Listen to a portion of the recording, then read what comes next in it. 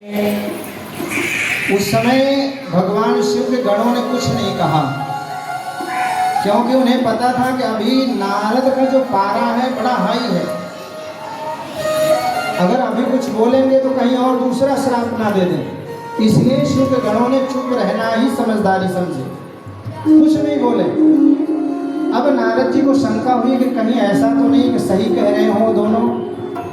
नारद जी बाहर गए, तालाब में उनको अपने चेहरे की छाया जब देखी तो सारा शरीर तो सुंदर माला पहने हुए, लेकिन चेहरा जो है बंदर का ही था। अब नारद जी का क्रोध जो है असहनीय था, तुरंत नारायण के पास चल देते हैं। बोल शंकर भगवान की जय। हे हरे तुम महादुष्ट। नारद जी के पास, नारद जी भगवान विष्णु के पास जब गए तो क्या कहने लगे, देखो क्रोध में आकर के, क्रोध जब आता है तो व्यक्ति के ज्ञान नष्ट हो जाता है। भगवान नारायण को नारद जी कहते हैं कि हे हरे तुम दुष्ट कपटी विश्व मोहना परोत्साहम न सहसे मायावी मलिन नाशय। भगवान को कपटी कहा उन्होंने, दुष्ट कहा, और भगवान को कहा तुम मायावी हो, तुम्हें छल करना आता है और तुम्हें कभी किसी का सुख देखा नहीं जाता। तुमने मोहनी रूप धारण करके जो है राक्षसों के साथ जो है दुर्व्यवहार किया था, अमृत जो है देवताओं को पिला दिया, उन्हें बेचारों को ऐसे छोड़ दिया। हर जगह तुम्हारा छल कपट चलता रहता है। आज तुमने अपने भक्त को भी नहीं छोड़ा, मेरे भी साथ छल कपट किया। मोहनी रूपम आदाय कपटम कृतवान् पुरा असुरेभ्यो अपायस्तुम वारुणीमतमृतम्। खूब नारद जी भगवान विष्णु को उल्टा सीधा बक रहे हैं, लेकिन कह रहे हैं भगवान विष्णु कुछ नहीं बोल रहे हैं। भगवान मानो संकेत देना चाहते हैं, हम लोगों को भी एक सीख लेनी चाहिए। ऐसी कथा से हम लोगों को सीख लेनी चाहिए क्या, कि जब अगला जो है लाल पीला हो रहा हो तो हमें शांत ही रहना चाहिए। जब अगला लाल पीला हो रहा हो तो हमें शांत ही रहना चाहिए, इसी में भलाई। अगर उसमें आप और भी बोल दिए तो समझ लो वो और हाई हो जाएगा। भगवान नारायण कुछ नहीं बोल रहे, और आपने देखा भी होगा, अगर आप शांत रहो कुछ नहीं बोलो तो थोड़ी देर में कुछ अपशब्द बोल के वो शांत हो जाता है व्यक्ति। लेकिन आप भी जब उससे भिड़ जाते हो तो युद्ध जो है काफी लंबा चलने लगता है, काफी बड़ा हो जाता है। इसलिए अगर युद्ध को बचाना है, विवाद से बचना है, तो अगले जब लाल पीला हो रहा हो तो शांत हो जाना चाहिए। ये टेक्निक जो है घर में भी अपनाना चाहिए। सही कह रहा हूँ गलत कह रहा हूँ? ये उपाय घर में भी अपनाना चाहिए।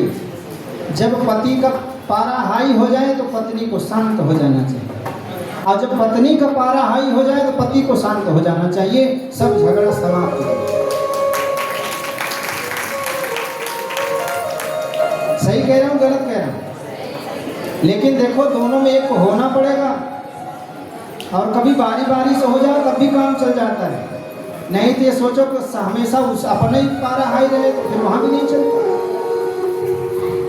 एक महाराज ने समझाया था कि देखो भैया ये टेक्निक अपनाना, क्योंकि वो दोनों पति पत्नी जो है लड़ते थे, तो महाराज ने कहा कि देखो यही टेक्निक है, अगर एक जो है गुस्से में हो जाए दूसरा ठंडा हो जाए। उन्होंने कहा महाराज हम क्या करें, हमारी तो हमेशा हाई रहती है, मानो ऐसा लगता है जैसे होलिका बन के आई हो, कभी ठंडे नहीं हो, जलती रहे।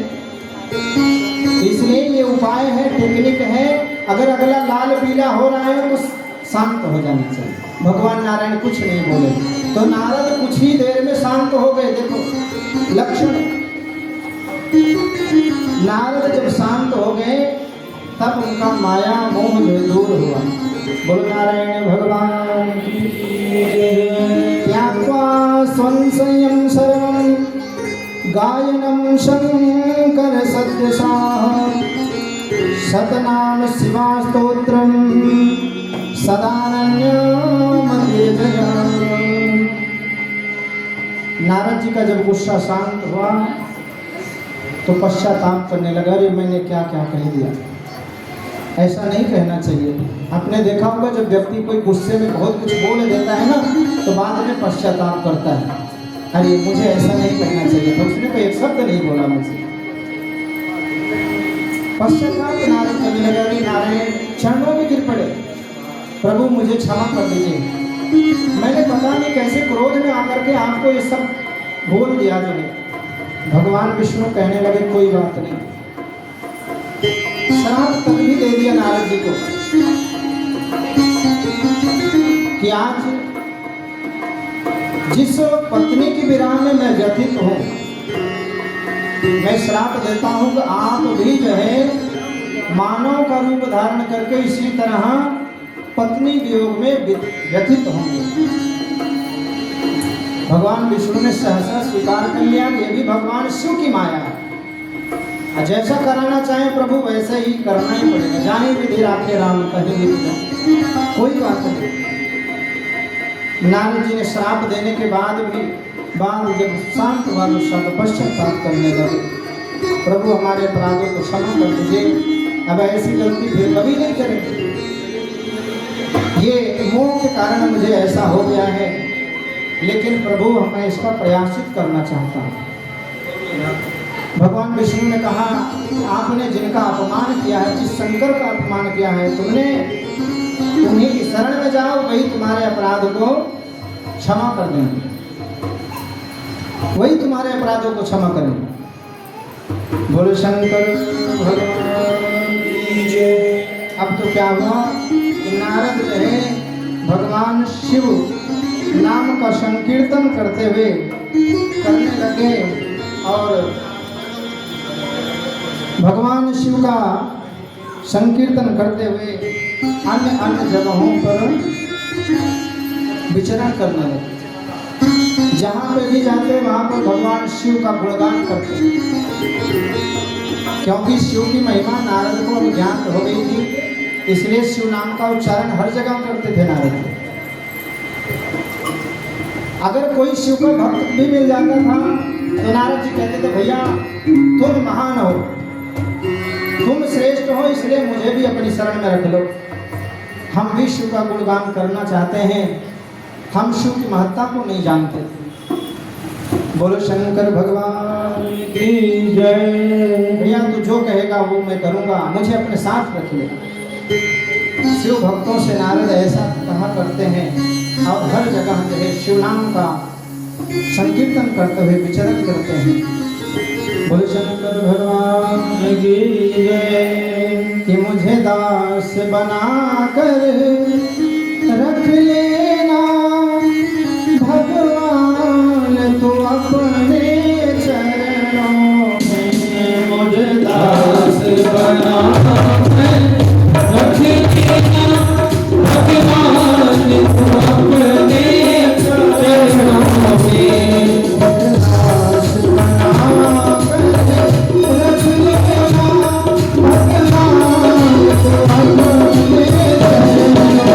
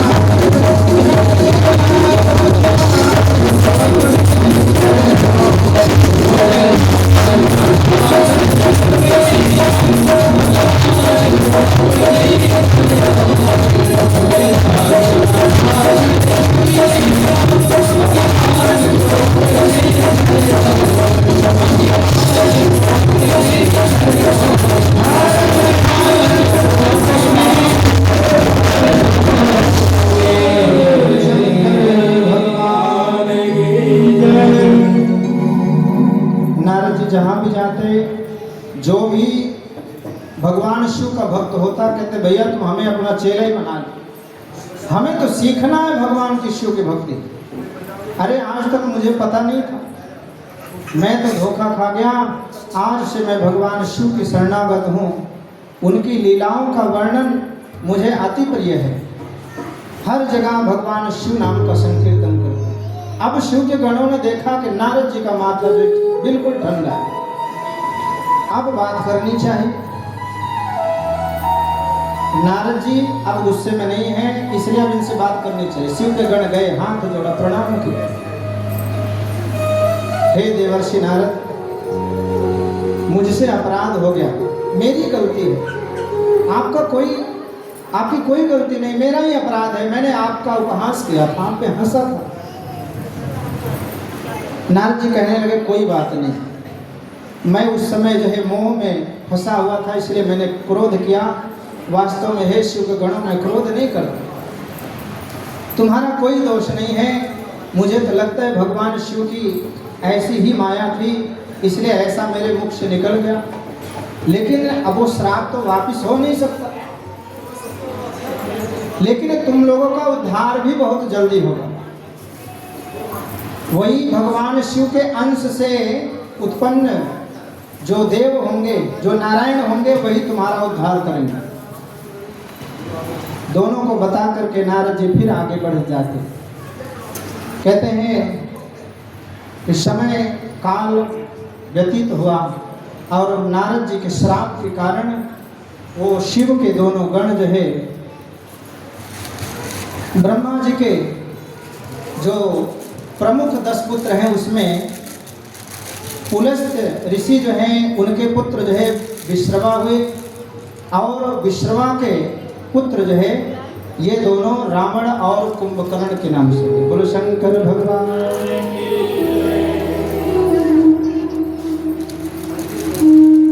इनकी भी बड़ी सुंदर कथा है, आगे श्रवण करने को मिलेगा, सुनने को मिलेगा। उससे पूर्व आइए भगवान शिव की और भी महिमा गायन के बारे में श्रवण करते हैं कि नारद जी फिर भगवान ब्रह्मा से प्रश्न करने लगे। शब्दादीनि च भूतानि पंचीकृत्वा हमात्मना तेभ्यः स्थूल नमो वायु वहि चैव जल महिमा पर्वताश्च समुद्राश्च वृक्षादीनपि नारदा कलादियुगपर्यन्तान्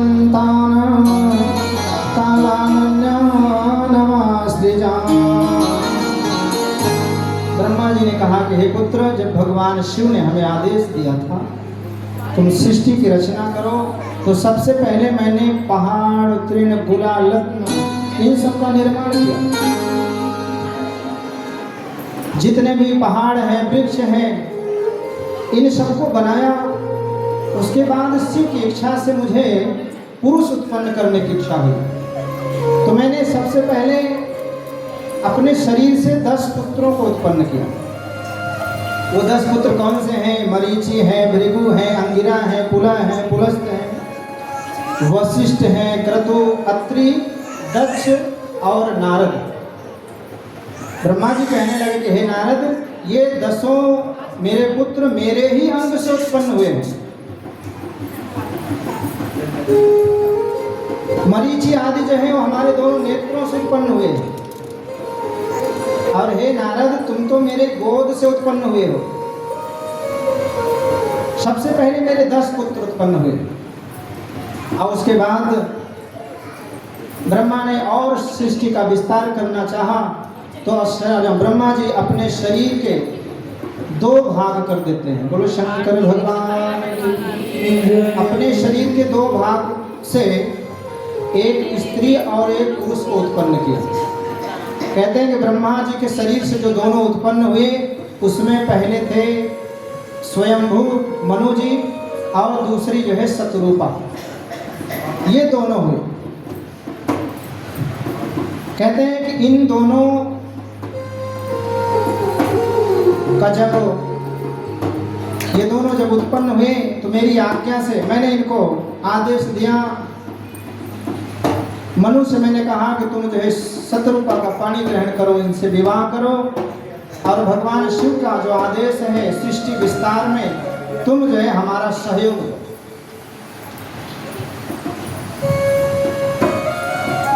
कहते हैं मनु जी महाराज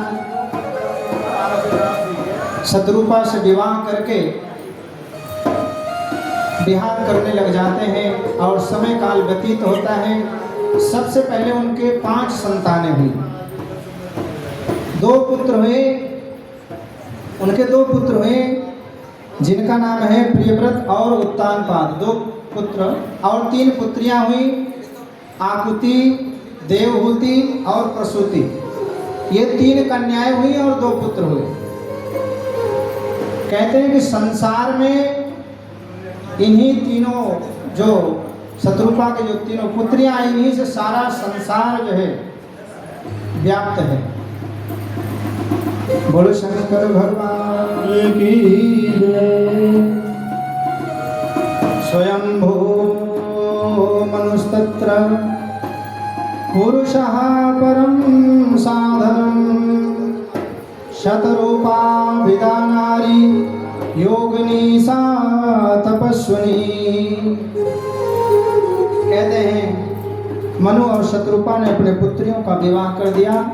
सबसे पहले आकुति का विवाह प्रजापति रुचि के साथ कर दिया, उसके बाद देवहूति का विवाह कर्दम ऋषि के साथ कर दिया, और जो प्रसूति कन्या थी सबसे छोटी थी उसका विवाह उन्होंने दक्ष के साथ कर दिया। तीनों पुत्रियों का विवाह उन्होंने कर दिया और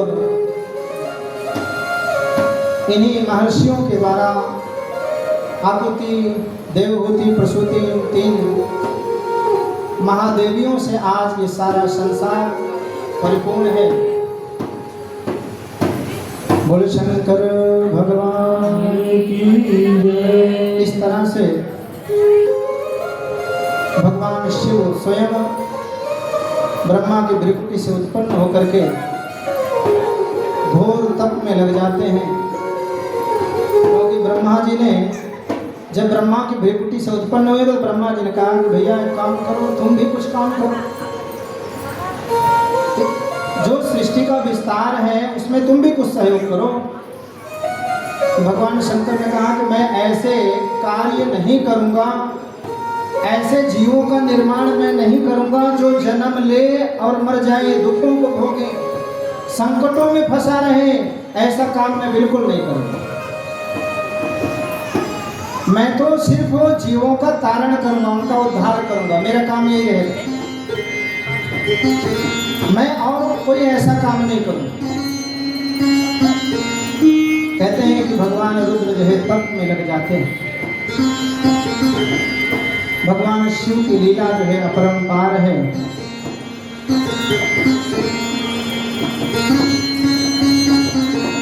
समय समय पर भगवान शिव अपनी लीला दिखाते रहते हैं और अपने भक्तों का उद्धार करते रहते हैं। कहते हैं कि एक ब्राह्मण था जिसका नाम था यज्ञदत्त। यज्ञदत्त बड़ा ही ज्ञानवान था, बड़ा ही धर्मात्मा था, संध्या वंदन करने वाला ब्राह्मण था, समय समय पर संध्योपासना करने वाला, लोगों को ज्ञान प्रदान करने वाला था, लोगों का भला करने वाला था। लेकिन कहते हैं कि ऐसे अच्छे ब्राह्मण के घर में भी उसका जो पुत्र था वो बड़ा दुराचारी था। उसका नाम था गुणनिधि। नाम इतना अच्छा और कर्म इतना बुरा। गुणनिधि, लेकिन कभी कभी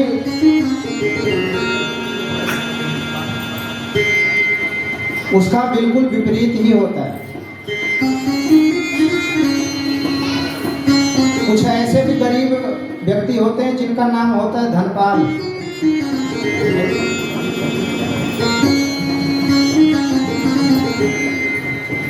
है जी, धनपाल का मतलब जो जिसके पास बहुत सारा धन हो, खजाने का मालिक हो उसको कहते हैं धनपाल। तो ऐसे बहुत सारे धनपाल भी देखने को मिलते हैं जिनके फूटी कौड़ी भी घर में नहीं होती, नाम धनपाल। और कुछ ऐसे लोगों को भी देखा हुआ जो है कूड़ा उठाते हुए चुगते हुए देखा, उनका नाम पूछा तो उनका नाम था लक्ष्मीना। लक्ष्मीना धन की देवी जो है ऐसा काम कर। देखो समस्या आई कहाँ से, नाम जो है बताने वाला जो है प्रसंग उठा कहाँ से। ये प्रसंग यहाँ से उठा कि एक पत्नी जो है अपने पति से नाराज थी।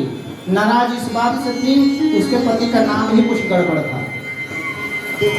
उसका नाम था ठनठन गोपाल।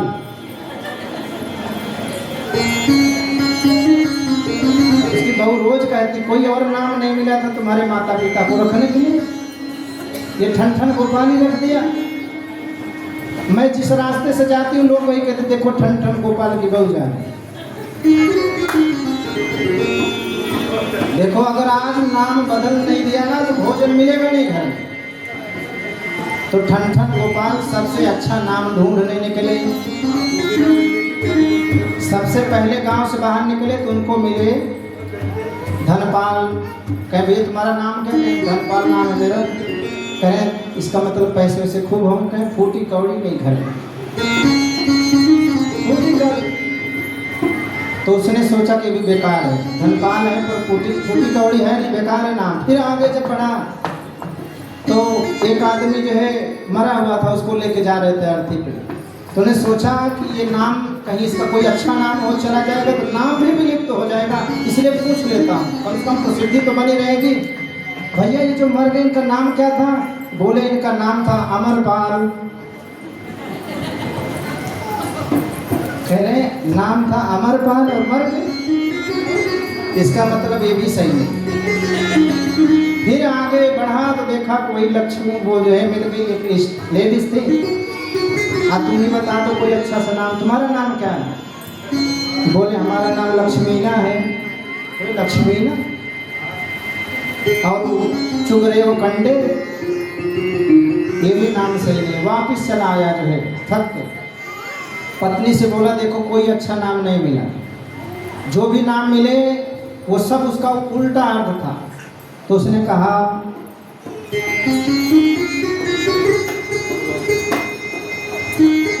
अपने पत्नी से कि लक्ष्मी ना चुगे कंडा और धनपाल मांगे भीख, अमरपाल को मरते देखा ठनठन गोपाल ठीक।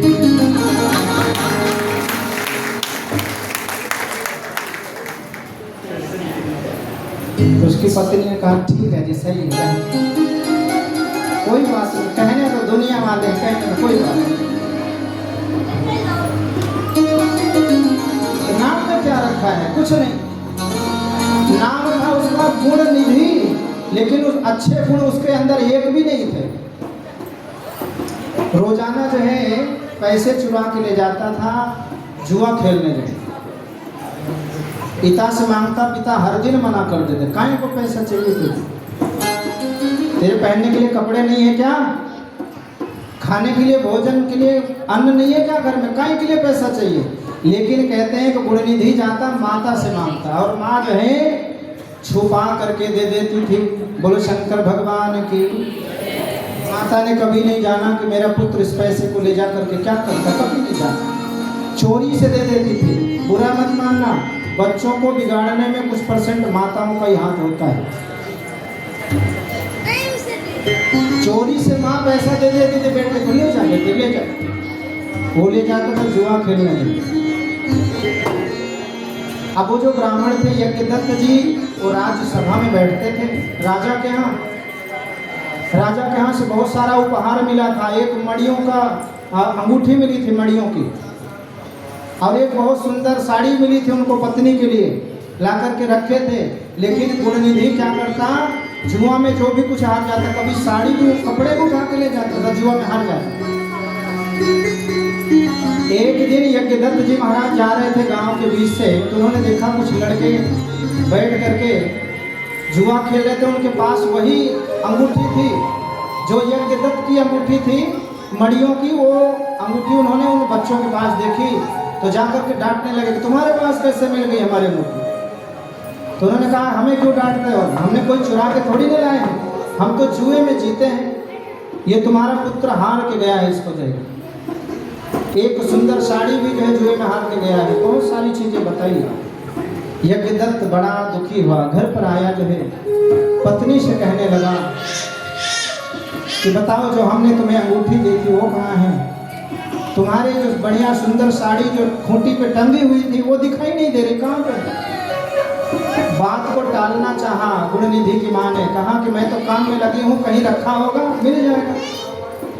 लेकिन वास्तविकता तो यज्ञदत्त को पता चल ही गई थी।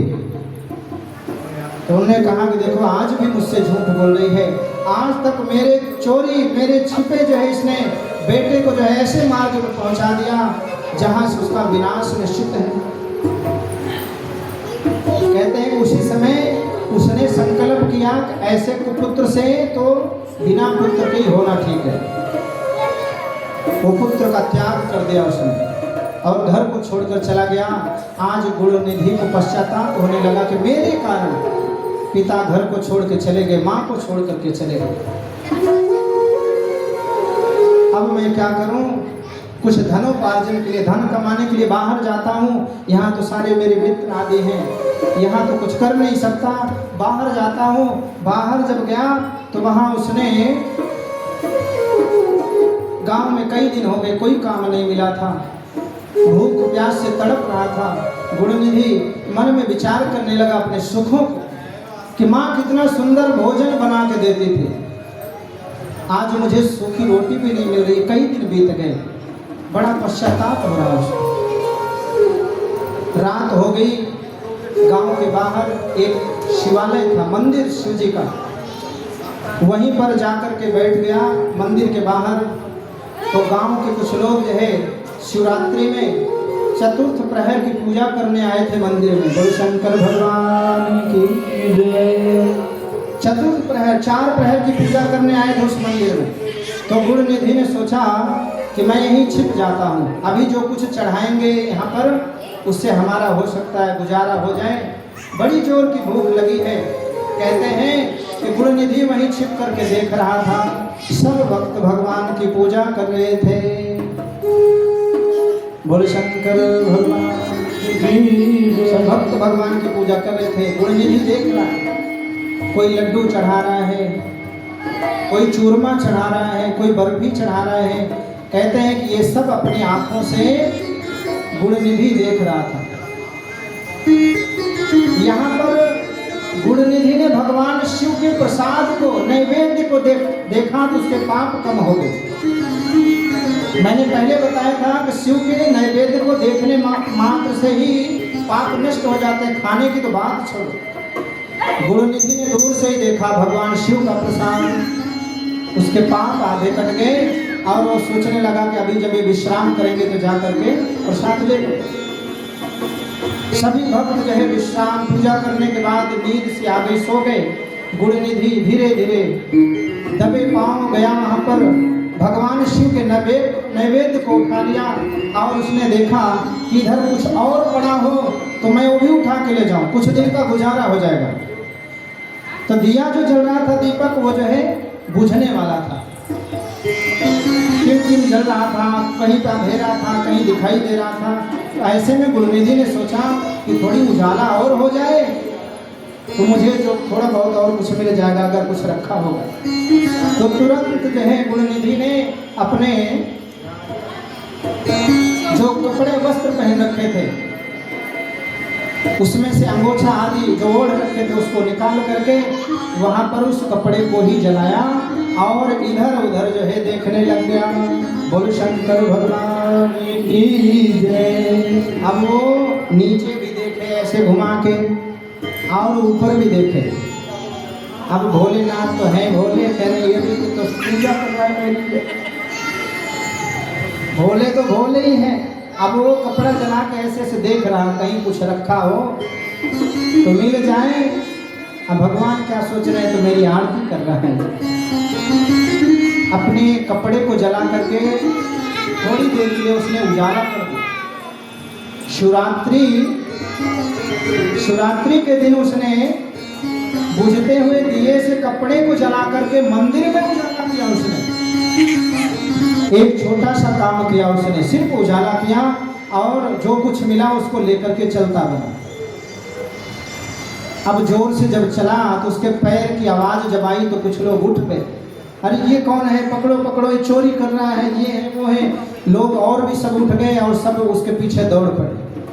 वहाँ गांव की रखवाली जो लोग कर रहे थे, रक्षक जो थे, उन्होंने पकड़ लिया उसको। जो पकड़ने के बाद गांव वाले ने उसकी चोर समझ करके इतनी पिटाई करी कि उसके प्राण तक निकल गए। बोलो शंकर भगवान की जय। उसके प्राण निकल गए।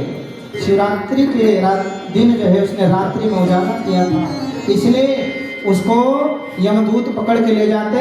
उससे पहले भगवान शिव के गण आए और उसको विमान में बिठा करके शिवलोक को चले गए। बोलो शंकर भगवान की जय। काफी दिनों तक उसने शिवलोक में आनंद भोगा। उसने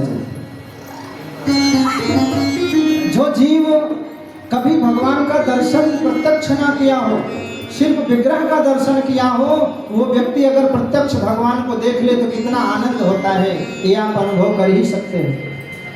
भगवान शिव को अपने सम्मुख जब उसने देखा तो बड़ा आनंदित हुआ।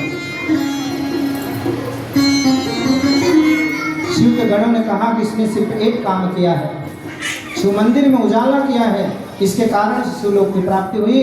कई वर्षों तक वो जो है शिवलोक में रह करके सुखों को भोगा। उसके बाद फिर उसका धरती पर जन्म हुआ।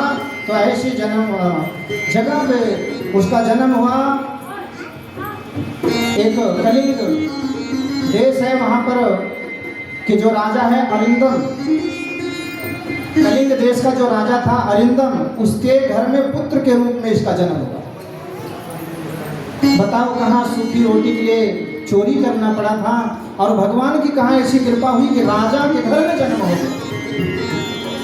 लेकिन कहते हैं शिव से प्रेम उसका बना ही रहा, कभी टूटा नहीं। शिव से उसका प्रेम बना ही रहा। इसलिए जब यहाँ पर आया तो कुछ ही समय बाद उसके पिता जो अरिंदम थे उनका देहावसान हो गया। उनका देहावसान हो गया तो राजगद्दी इसे ही मिल गई। इसका नाम जो है दम हुआ, राजा दम के नाम से प्रसिद्ध हुआ। और इसने भगवान शिव की पूजा अपने पूरे नगर में जो है अनिवार्य कर दिया कि कोई भी ऐसा घर ना हो जिसमें शिव की पूजा ना हो। जितने भी हमारे नगर में शिवालय हैं, शिव मंदिर हैं, उन मंदिरों में कभी भी अंधेरा नहीं होना चाहिए। जब तक जीता रहा ऐसा उसने नियम बना रखा था कि कोई भी मंदिर में अंधेरा नहीं होगा। और इधर जब इसका शरीर पूरा हुआ, राज कर्म भुगतने के बाद फिर जो है शिवलोक में गया। और उसके बाद भगवान की कृपा से इसका जन्म जो है ब्रह्मा जी के पुत्र पुलस्त्य, उनके पुत्र जो है विश्रवा के घर में इसका जन्म हुआ। किसका? राजा दम का। विश्रवा का पुत्र होने के नाते इसका नाम वहाँ पर वैश्रवण रखा है। इसका नाम था जन्म का वैश्रवण। कहते हैं कि वहाँ भी इसने शिव की भक्ति नहीं छोड़ी और यह भगवान की शिव की भक्ति में ही लगा रहा। एक दिन इतना कठिन तप इसने प्रारंभ कर दिया करना कि जल आदि का भी त्याग कर दिया, अन्न का त्याग कर दिया। एक ही जगह बैठ करके शिव नाम का तप शुरू कर दिया। कहते हैं इसके शरीर में जितने मांस थे सब सूख गए, सिर्फ हड्डियां मात्र रह गई थी। और भूत भावन भोलेनाथ प्रसन्न हो गए। भोले भोले भंडारी की जय, शंकर भगवान की जय। प्रसन्न हो गए और माता पार्वती के साथ वहां पर आए। अब भगवान शिव का इतना तेज ये देख नहीं पा रहा था, तो कहने लगा प्रभु मैं आपका दर्शन नहीं कर पा रहा हूँ, प्रभु कुछ ऐसा उपाय करिए कि ताकि आपका दर्शन हो सके। कहते हैं भगवान ने दिव्य दृष्टि दी, वैश्रवण को दिव्य दृष्टि दी। अब दिव्य दृष्टि जैसे मिली तो सबसे पहले इसकी नजर जो है माता पार्वती पे पड़ी। तो एक टक देखता रह गया, मन में विचार करने लग गया कि ये स्त्री, इसने ऐसा कौन सा तप कर दिया जो भगवान शिव के साथ करेगी। इसका इतना कौन सा बड़ा तपोबल है जो भगवान शंकर के साथ ये है। घूर घूर के देख रहा था। माता पार्वती को गुस्सा आ गया थोड़ी देर के लिए। उन्होंने जैसे ही उसके पास उसकी तरफ दृष्टि डाली क्रूर, वैसे ही उसकी एक आंख फूट गई। बोले शंकर भगवान। माता पार्वती कहने लगी, देखो प्रभु, ये कैसी क्रूर दृष्टि से मुझे देख रहा है। भगवान शिव ने समझाया कि नहीं देवी, ये आपको क्रूर दृष्टि से नहीं देख रहा है, इसके मन के भाव को देखो, मन के भाव में क्या चल रहा है। तो उसके मन में यही चल रहा था कि इसका तप कौन सा है जो भगवान शिव के साथ है। हे पार्वती, ये तुम्हारा ही पुत्र है, तुम्हें क्रूर दृष्टि से नहीं देख रहा, बल्कि ये जानना चाह रहा है कि आपका तपोबल कौन सा है जो आप मेरे साथ हो। माता पार्वती ने फिर उसको जो है प्रेम की दृष्टि से देखा, वात्सल्य दृष्टि से देखा और कहने लगे कि देखो पुत्र, अब तुम्हारी एक आंख है, इसलिए तुम पिंगल अक्ष से ही देखो, और मैं आशीर्वाद देती हूँ कि तुम्हारी भक्ति भगवान शिव में सदा लगी रहे। बोले शंकर भगवान की जय। भगवान शिव में तुम्हारी सदा प्रीति लगी बनी रहेगी। भगवान शिव आज उसको, कुबेर को अनेकों वरदान देते हैं। माता पार्वती ने कहा कि आज से तुमने जो एक बार मुझे क्रूर दृष्टि से देखी थी, इसलिए आज से तुम्हारा नाम एक कुबेर भी होगा। बोलो कुबेर जी महाराज की जय। कुबेर जी महाराज की भी पूजा की जाती है, इसलिए तो हम जो है भगवान शिव के परम भक्त हैं। भगवान शिव ने कहा कि तुम हमारे पास ही निवास करोगे, और आज से तुम जो है, आज से तुम्हारा बार बार जन्म मरण भी बंद हो गया। आज से तुम जो धन के मालिक होते हैं उसका अध्यक्ष बना देते हैं। कुबेर धन के मालिक आज से आप ही हैं, उसको धनाध्यक्ष बना दिया भोलेनाथ ने। ब्रह्मा जी परेशान हो गए कि पहले वाले को जो बनाया था उसका क्या करें। कह रहे हैं नाम तो बदलेगा नहीं, इनका भी वही नाम रहेगा, कुबेर ये भी रहेंगे, लेकिन अब ये चलाएंगे। लेकिन इनका अब हो गया भूतपूर्व, भूतपूर्व कुबेर। पहले वाले हट गए, दूसरे आ गए। वैश्रवण कुबेर जी भगवान की कृपा से कुबेर बन गए और धन के मालिक बन गए। बोलो कुबेर जी महाराज की जय। इस तरह से भगवान शिव जब प्रसन्न हो जाते हैं तो अपने भक्तों का कल्याण कर देते हैं, उद्धार कर देते हैं। भगवान शिव के दरबार में, उनके शरण में किसी चीज की कमी नहीं। जिस भाव से भी आप भगवान के दरबार में जाओगे, भगवान उसे पूर्ण कर देंगे। कभी किसी को खाली हाथ तो लौटाते ही नहीं है,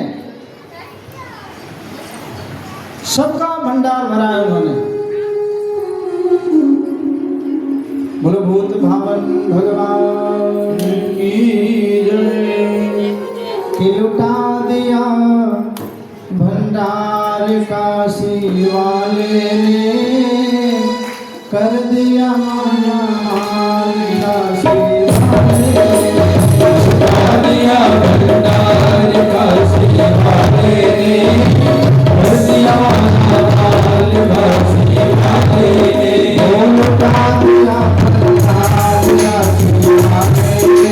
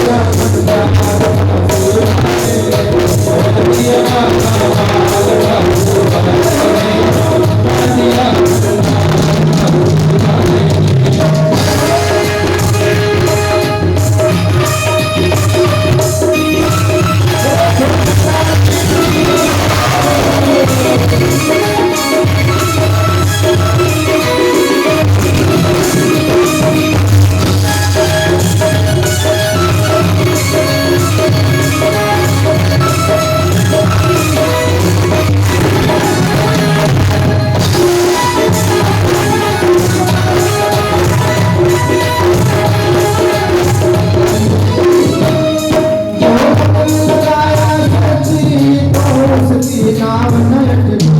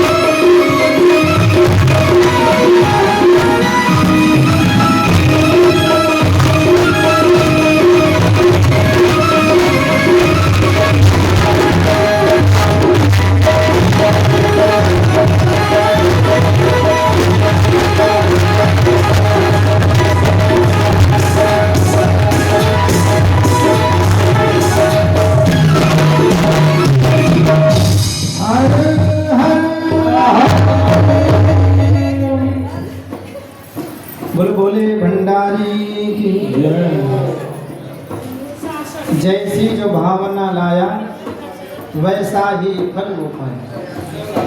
भगवान शिव के दरबार में, भगवान शिव के चरण शरण में जो जिस भाव से जाता है भगवान भोलेनाथ उसके भाव को जो है पूर्ण करते हैं। आज एक भिखारी को, एक चोर को जो है भगवान शिव ने कुबेर बना दिया है। चोरी करने वाले को भी कुबेर बना दिया। ऐसी लीला है, ऐसी महानता है हमारे भोलेनाथ की। इस प्रकार से कहते हैं ब्रह्मा के शरीर से कामदेव की भी उत्पत्ति हो जाती है और कामदेव बड़े ही सुंदर स्वरूप है उनका।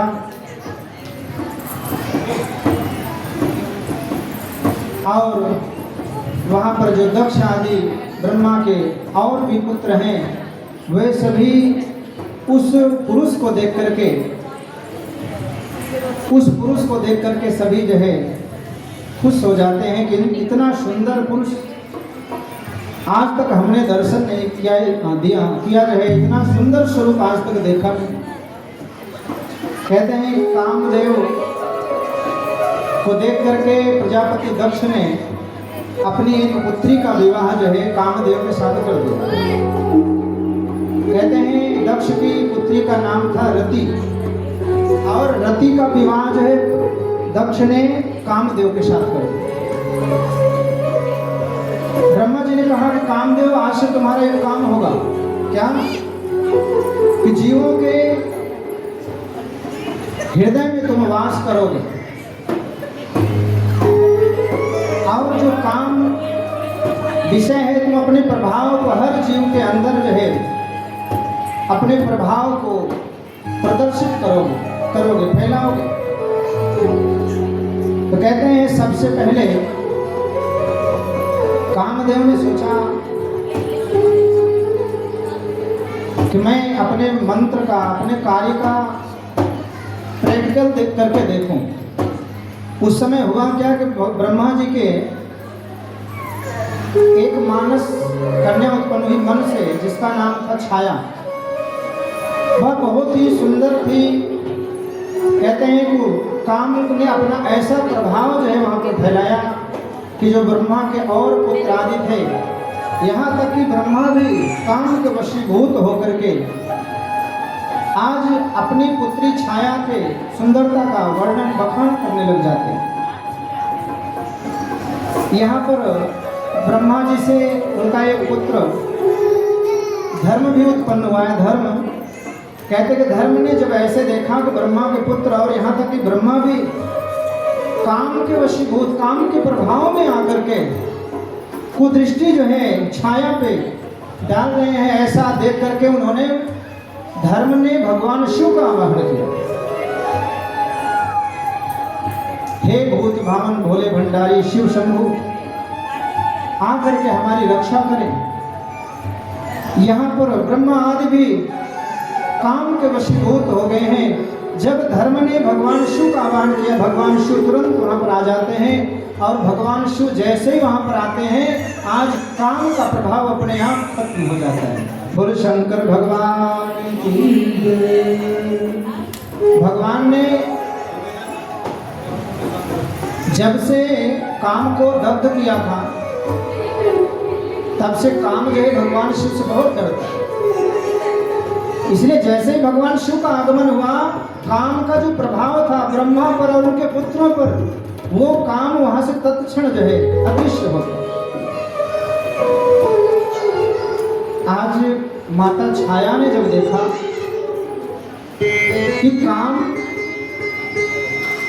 कहीं ऐसा न हो कि बच्चा पैदा होते ही वो कामासक्त हो जाए, इसलिए जो ब्रह्मा के मन से उत्पन्न पुत्री थी छाया बड़ी क्रोधित थी। उसने कहा कि पिताजी मैं ऐसा तप करना चाहती हूँ जिस तप के प्रभाव से कोई भी बालक जो है कामासक्त ना हो। मैं तप करना चाहती हूँ और बगैर किसी से दीक्षा लिए, बगैर किसी से कोई मंत्र लिए छाया जो है चली जाती है। काफी दूर जाने के बाद एक नदी पड़ती है, चंद्रभागा नदी। वहीं किनारे पर बैठ करके मन में सोचती है कि कौन से मंत्र का जाप करूं, कौन सा तप करूं। तो कहते हैं कि ब्रह्मा जी ने वशिष्ठ जी को भेजा कि वशिष्ठ जाकर के उसे ज्ञान उपदेश दो। वो भी बालक है, उसको कुछ पता नहीं, कोई मंत्र साधना पूजा जब कुछ नहीं आता। वशिष्ठ जी वहां जाते हैं और छाया देवी को मंत्र उपदेश करते हैं। हे छाया देवी, तुम जो है भगवान शिव की आराधना करो, शिव की उपासना करो। और हे छाया देवी, तुम्हारी उपासना से संतुष्ट और खुश होकर के भगवान तुम्हें मनवांछित वरदान भी प्रदान कर देंगे। वशिष्ठ जी चले गए। वशिष्ठ जी भी बहुत सुंदर थे, उनका स्वरूप छाया देवी ने देखा ही था। चले गए। तब करते करते समय पूर्ण हुआ, भगवान शिव प्रकट हुए और माता छाया से कहने लगे कि छाया, तुम तब से जागृत हो, उठो, मैं तुम्हें वरदान देने आया हूँ। छाया ने कहा कि प्रभु, मेरा एक ही वरदान है, मैं आपसे एक ही वरदान चाहती हूँ कि जो बालक जन्म ले वो पैदा होने के बाद से ही काम जैसे विकार से पीड़ित ना हो। काम, क्रोध, लोभ, अहंकार, ये प्रपंच भी जो है ब्रह्मा जी के ही द्वारा प्रकट हुआ। मैंने बताया था कि ना भगवान ब्रह्मा के अंगों से सर्वप्रथम 10 पुत्र उनके उत्पन्न हुए, कुछ कान से, कुछ नाक से, कुछ भृकुटी से जो है रुद्रदेव, गोद में जो है नारद जी, लेकिन पीठ से जो है वो पाप उत्पन्न हुआ। विकारों की भी रचना की। कहते हैं कि उस समय वो विकार से सभी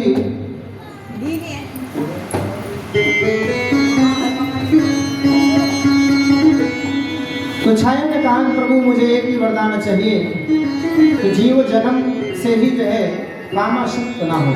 भगवान शिव ने जो है नियम बनाया, कुछ ऐसे वर्ष होंगे युगों के अनुसार जो है, त्रेता, कलयुग, द्वापर, सतयुग, युगों के अनुसार कुछ मनुष्य की आयु की सीमा होगी जिसके बाद ही काम जो है अपना प्रभाव डाल पाएगा। लेकिन जन्म से ही काम का प्रभाव नहीं रहेगा, ये हम तुम्हें वरदान देते हैं। बोलो शंकर भगवान की जय। आज छाया को ऐसा वरदान दिया। कहते हैं कि वह छाया माता का ही तप का फल है जो आज इस कलयुग में भी जन्म से ही व्यक्ति कामासक्त नहीं होता है। अगर ऐसा होता तो वह जीव बहुत जल्दी ही नष्ट हो जाता, समाप्त हो जाता। इस सृष्टि को बचाने में माता छाया का भी विशेष योगदान है। बोलो छाया मैया की जय। भगवान शिव ने कहा कि देखो, आपको वरदान मैंने दे दिया, अब आप एक काम करना। छाया देवी ने कहा कि प्रभु, मेरे पिता ने जो मुझ पर कुदृष्टि डाली थी, इसलिए मैं अपने शरीर का त्याग करना चाहती। भगवान शिव ने कहा कि एक उपाय है, काम करना, यहाँ से कुछ दूरी पर जो है ऋषि हैं जिनका नाम है मेधातिथि। वो उनका जो यज्ञ है वो अनवरत चलता रहता है, कभी बंद नहीं होता। तुम वहाँ पर जाओ और उनके यज्ञ में ही समाहित हो जाओ। मेरी आशीर्वाद से तुम्हें कोई देख नहीं पाएगा। भगवान शिव की आज्ञा से वही छाया देवी जाती है, मेधातिथि के उस यज्ञ कुंड में समाहित हो जाती है और कुछ समय बाद उसी यज्ञ कुंड से एक सुंदर कन्या का प्राकट्य होता है। मेधातिथि ने उस कन्या का लालन पालन किया और जब वह बड़ी हो